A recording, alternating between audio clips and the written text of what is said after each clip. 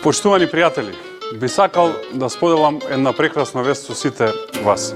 Во деновите кои што следат има добри пријатни вести за македонските граѓани. Дополнително позитивно ќе се изненадите. Ајдете тоа да зборуваме. Ајде за убави работи да зборуваме. Ајде да се веселиме. Ајде за убави работи да зборуваме. Ветивме и остваруваме.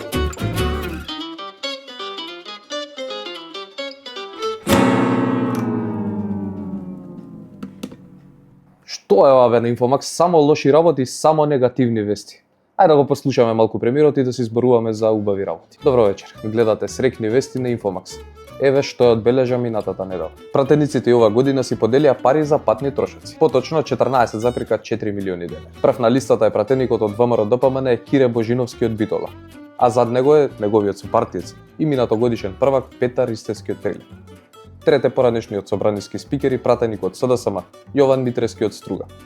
Во десетката пратеници со најмногу пари за патни трошоци 7 се од ВМРО-ДПМН, еден е од Влени и двајца од СДСМ. Па добро, има луѓе кои работат во други градови и имаат организиран автобуски превоз, ама нашите пратеници не можат да се возат заедно. Веројатно никаде не е удобно како во својот автомобил, нов, а не како оние што ги возиме ние. И да, само првиот, Кире Божиновски, земал патни трошоци колку што еден човек ќе земе минимална плата за 2 години. Да живее собранието. Владеачката ВМРО-ДПМН се пофали со нова историска победа во Маврово и Ростуше. На повтореното гласање, нивниот кандидат Онер Јакуповски освои 1982 гласови, додека кандидатот на СДСМ Анес Ахмети 961 гласа. Ова историска победа во општина каде што има запишано 10.575 гласачи изгледа е огромен успех, со излезност од 3021 гласачи. Во општина Маврово Ростуше, ВМРО-ДПМН оствари убедлива и многу важна победа. Онер Јакуповски е новиот градоначелник, победа повеќе од двојна со над 1000 гласови разлика. Па луѓето повеќе не сакаат да гласат или влегува во апатија. Историски, нели? Иселениците полнат авиони, големи, од оние Airbus A321. Таде тие со кои што Визер си обновува флотата авиони. Се враќаат во Македонија, да се одморат или да си ги видат роднините и пријателите кои останале тука. Ама ајде да видиме што вика премиерот за тоа. Враќав последниот пат од Брисел на летот од Франкфурт за Скопје. За прв пат се зачудив зошто толка голем авион Airbus A321. Вообичаено на таа линија се обраќа Airbus A319, кој што има 50 на 60 места помалку. Ми пристапија неколку наши граѓани, реков сигурно се враќаат поради божикните празници и распустот таму. Не, ми викаат се враќаме за секогаш повторно дома. А статистиките говорат дека имаме 5645 мигрирани жители од Македонија само во 2025 година. Уште една срекна вест. Министерот за дигитална трансформација Стефан Андоновски вели дека од 2018 година не била завршена домашната задача. Па затоа сега Украина и Молдавија од 1 јануари имаат роуминг како дома во Европската унија. А каде е Македонија тука? Да, Законот за електронски комуникации во една година претрпе 2 измени, ама сега ќе има нова 3-та измена, за да се усогласиме со Европската унија. И да видиме ако евентуално сака Европа, македонските граѓани да зборуваат на телефон како дома од земјите членки на Унијата. Па добро, Андоновски министер од 23 јуни 2024 година. Може би не знаел дека треба да се исполнат овие обврски. Што значи дека и моите претходници и претходните влади се обидувале на некој начин да дискутираат, но ќе дојдам до тоа дека за жал не беше завршена домашната задача. Од 2018 до 2025 немало во државава акцијски план што е потребно да направиме за да стасаме до роуминг како дома. Ние направивме 4 гап анализи во текот на втората половина на 2025 во кој што точно знаеме кој член од која од регулативите треба да се пренесе како измена на закон, а кој член треба да се пренесе како измена на дополнително треба да се менува законот за електронски комуникации. Законот за електронски комуникации. Министерот вели дека ветил во октомври дека ќе бидат донесени овие измени до крајот на 2025 година. Ама не стигнал човекот. Имал многу работа. Олеснувањата на граѓаните може да почекаат. Имате една изјава во септември дека обврските за роуминг како дома ќе ги исполниме до декември. Сега зборуваме за дополнителни услови што треба да се доработуваат во текот на следните месеци. Зошто не успеавте до декември? На 1 октомври ја кажав таа изјава, реков до крајот на годината. внимателно следев и сметав дека со овие измени ќе бидеме готови.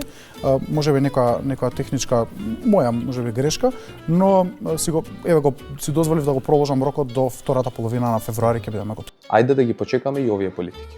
Државата го потроши речиси целиот дел од унгарскиот кредит предвиден за македонските компании. Фирмите досега поделија 224,3 милиони евра од предвидените 250 милиони. Остануваат мистерија кои фирми точно земале кредит за овие пари, за кои државата се задолжи во Унгарија. Не задолжија со 1 милиарда, ама каде завршија парите, не битно. А и зошто би било битно? Веќе грабаме кон нови кредити и пак се задолжуваме. Последно во Шпарка се банка. Со владина одлука. Само 40 милиони евра. Одиме понатаму.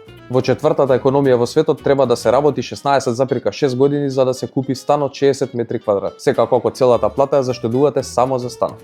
Ако во месечната плата се издвојат најмалку 200 евра за храна, сметки и други неопходни трошоци, за отплата остануваат 400 евра месечно. Во тој случај ќе треба да чекаме 25 години да собереме пари за стан од 60 квадрати. А како ли е во оние земји кои не се во топ 4 светски економии?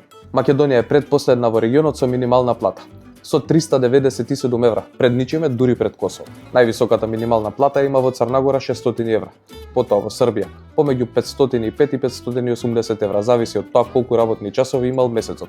Босна и Херцеговина 525 евра и Република Српска 511, па Албанија со 444 евра. Македонија и Косово имаат разлика од 13 евра. Владата пред новогодишно срекно рече дека нема да се зголеми минималната плата како што бараше синдикатот, туку ќе се чека законското порамнување на пролет. Истите пратеници ќе потсетам од сегашната владеачка гарнитура, тогашна опозицијска гарнитура ревносно не поддржуваа во борбата за зголемување на минималната плата, дури предлагаа амандмани, велеа дека не треба да се зголеми само минималната плата, дека треба опсежно зголемување на сите останати плати преку почитување на колективните договори.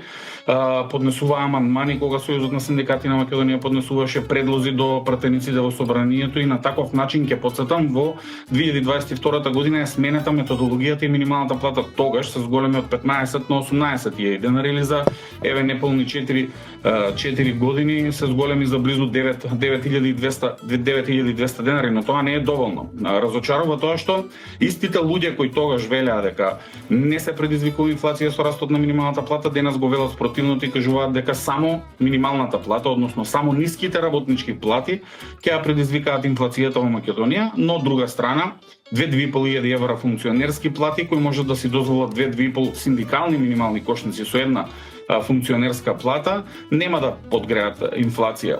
А добро му е, протна ли некој изјавата на премиерот на четвртата економска сила Христијан Мицкоски, дека македонскиот народ е еден од најсиромашните народи, а државата е една од најсиромашните во Европа? Но верувате дека кога ќе се занимавате со политиката и кога сте јавна личност, од тој момент па натаму, вие и вашето семејство, поготово во високата политика, кога сте биле премиер, па дури и министр, вие немате право на приватен живот. Посебно кога ја водите владата на еден од, би рекол, најсиромашните народи во Европа и сте премиер на влада во една од најсиромашните држави во Европа. Вие не можете да се однесувате како селебрити. Непристојно е да ве гледаат во ресорти на Алпите, на плажи на Арапскиот полуостров, вашиот имот да се брои во десетици, па во некои случаи во стотици милиони евра. Тоа е непристојно однесување. И секој кој што така се однесува, без разлика дали е од едната или од другата страна, јас би рекол човек кој што плука директно во лице на граѓаните.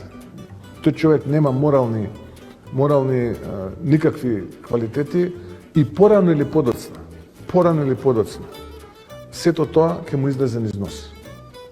Затоа што таквото однесување не е добро.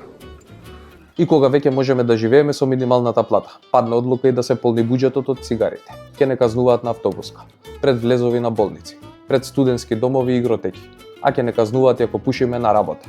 И секако, на подкасти или воопшто пред камера. а Ирилија полнење на празниот буџет. Тоа беше се за ова прво издание на Срекни вести. Се гледаме следната среда. До тогаш да зборуваме само за убави работи.